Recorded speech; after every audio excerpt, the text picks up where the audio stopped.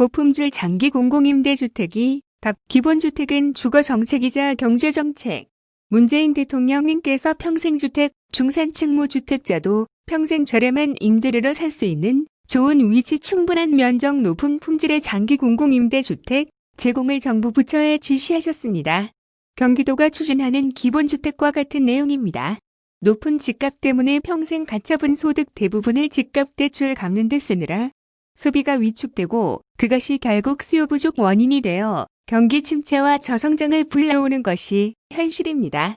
실거주 수요의 투기 수요와 최근 공포 수요까지 더하여 집값이 천정부지로 오르는 현실에서 공공택지 아파트를 저가로 분양한들 투기수단 추가 공급이 될 뿐 집값 산정에 도움은커녕 분양 광풍으로 투기를 조장하는 결과가 됩니다.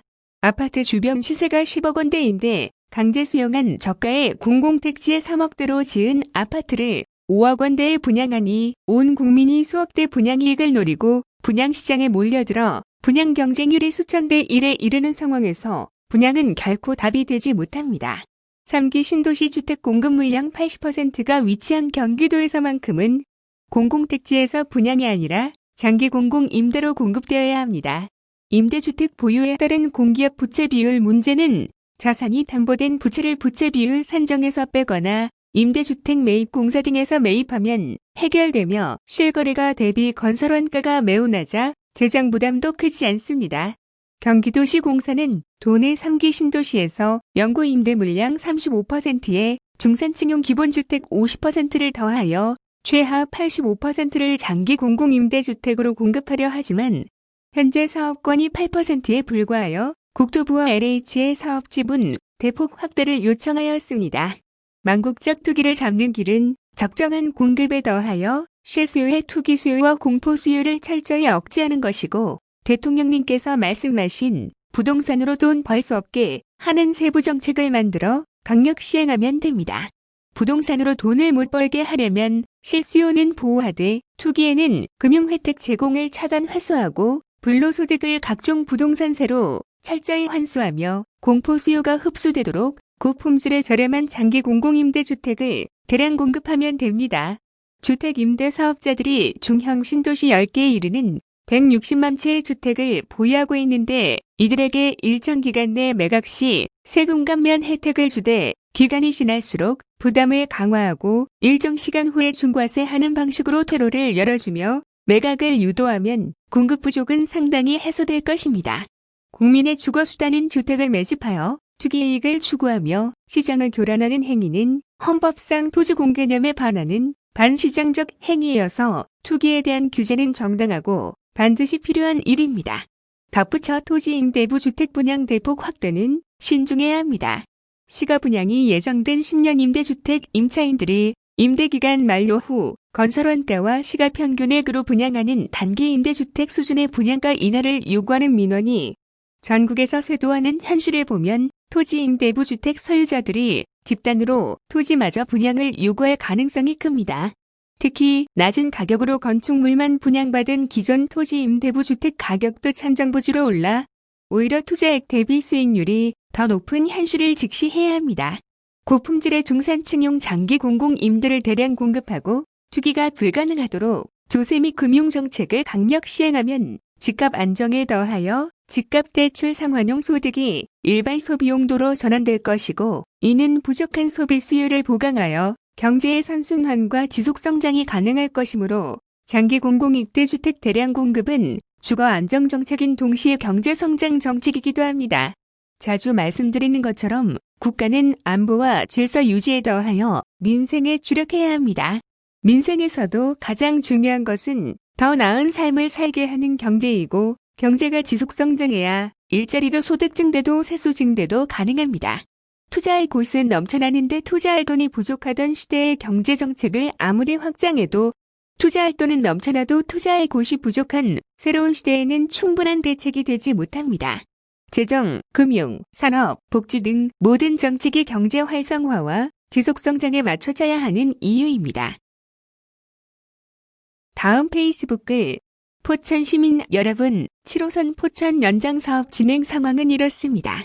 세상사 내 뜻대로 할 수만 있다면 얼마나 좋겠습니까만 가족 간에도 의견이 엇갈리는 것이 현실인데 이해관계가 충돌하는 세상일이야 오죽하겠습니까? 최선을 다하지만 마음처럼 안 되는 일도 많지요. 포천으로의 7호선 연장 방식을 둘러싸고 직결이냐 환승이냐의 논란이 그렇습니다.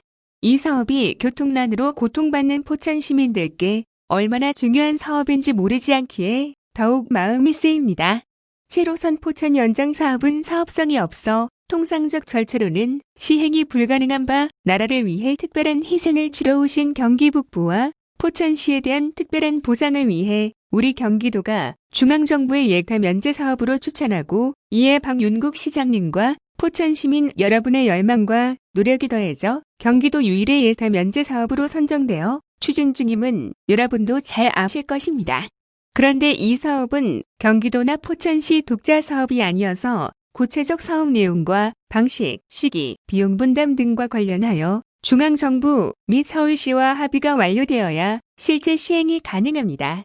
이와 관련하여 부정확한 언론 보도나 오해, 추측이 나오고 있어 정확한 사실관계부터 간단히 말씀드립니다. 당초 포천으로의 7호선 직결 연장 계획은 기재부가 KDI를 통해 적정성 검토를 실시하였는데 검토 결과는 기존 운영기관과 협의가 안 될 경우에는 셔틀 환승을 해야 한다 였습니다. 그런데 기존 운영기관인 서울시가 직결을 반대하였습니다. 직결은 과다 운행에 따른 적자 운영 등의 문제가 있으니 본선은 8량으로 운행하되 수요가 없는 포천 구간은 4량으로 줄여야 하므로 직결이 아닌 환승이 불가피하다는 서울시의 입장도 이해 못할 것은 아닙니다. 서울시가 직결을 반대하는 상황에서 지난한 협상만 이어가며 사업을 무기한 연기할 수 없어 포천시의 환승 시스템을 제안했고 포천시는 이에 동의 공문 참조, 해공청회 등 법정 절차를 추진하게 된 것입니다. 일부 포천 시민들께서 직결을 요구하며 공청회를 반대하여 일단 공청회는 무산되었고 그에 따른 도의회 심의도 수년되었으며 용역도 더 이상 진행하기 어렵게 되었습니다. 직결 연장을 기대하던 포천 시민 입장에서는 실망하실 수 있고 도로서도 충분히 이해합니다. 포천시가 일부 주민 의견처럼 환승 반대 직결 추진 입장이라면 난망하더라도 서울시와 계속 설득하며 협의해 보겠습니다. 다만 당연한 말이지만 결과는 장담하기 어렵습니다.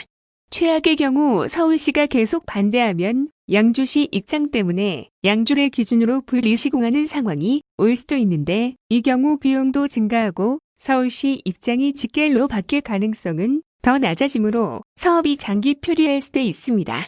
중앙정부 입장에선 시간이 지연될수록 효율성 문제가 불거져 사업 추진에 소극적이 될 수도 있습니다.